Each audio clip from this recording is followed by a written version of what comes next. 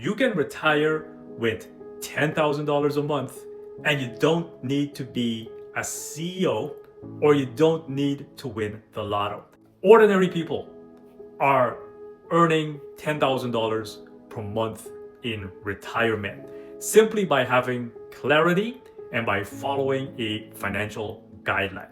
In this presentation, I'm going to be presenting a 5-step approach on how you can retire with $10,000 per month simply by not doing anything special, but simply by staying disciplined and simply by having clarity. But first, make sure to hit a like, subscribe, drop a comment down below. But definitely show the channel some love. In case you're new here, my name is Leon Mann. I'm a licensed wealth consultant with Money Assist Financial. And what I do, I help hard-working folks add an additional multiple 6 to 7 figures to their retirement portfolio. And I'm also help them to protect their investments and hard-earned money. Now, $10,000 per month is $120,000 a year. And if we use the 4% rule, which is what we use as financial consultants, then you would need about $3 million in investments to have $10,000 per month at retirement. Now, before you think that this is impossible, right? $3 million is a lot of money, but let's break it down. Let's begin with government benefits. For example, OAS and CPP. If you're able to max out your CPP benefits, that should leave you anywhere between $1,300 to $1,600. And if you're able to max out your OAS, that is an additional $700 to $800 per month. Total government benefits as the base salary should be between $2,000 to $2,400 per month in retirement, which leaves you with between $8,000 to $7,600 investments or an income to basically plan for. Now, the other thing we're going to look at is your workplace pension. If you're lucky enough to have a defined benefit plan, then your employer will actually pay your retirement when you retire. But if you're like most of us who have to rely on a defined contribution plan, then you literally have to self-direct your retirement, right? You're responsible for putting in money every single month into a retirement fund, and you're responsible for making sure that you have the right investments in your workplace retirement account, but you may be limited as to the type of investments that you can use with your workplace pensions. The third thing is private investments. Private investments leaves you with more flexibility, meaning that you can select the type of funds that you would like, and you can control the amount of taxes that you're going to be paying in retirement.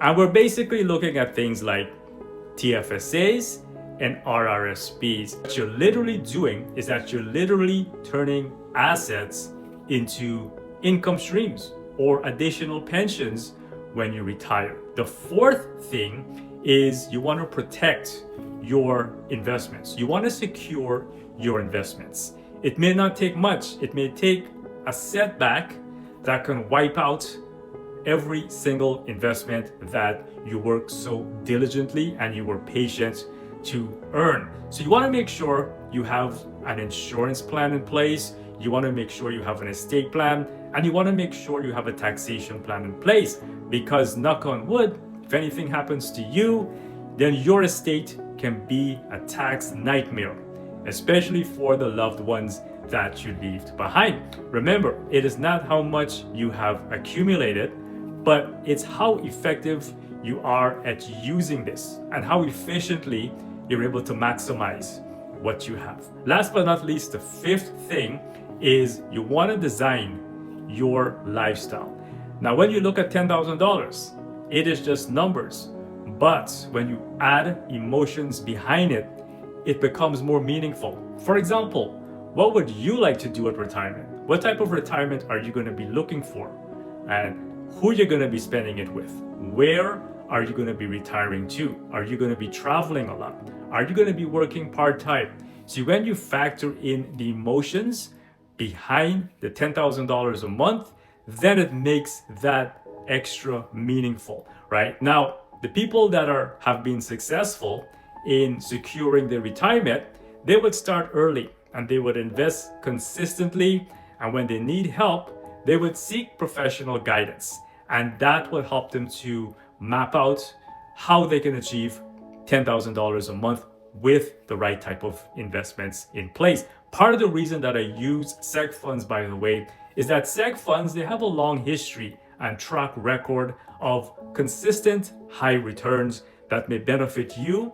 And there's growth and there's balanced funds that can basically put your compounding interest in place in terms of having your investment. Earning $10,000 a month, you don't have to do anything fancy, but you need to be consistent. You need to have a plan, and you basically need guidance and a roadmap to accomplish it. If you found value in this presentation, by all means, feel free to hit the like, subscribe, drop a comment down below. If you need help with setting up investments like private investments with your TFSAs or RRSPs, feel free also, you can check out my website. It's leonman.ca. And also, guys, feel free to check out my other videos where we take it up a notch. Until next time, I wish you guys all the best. Peace and love. Take care.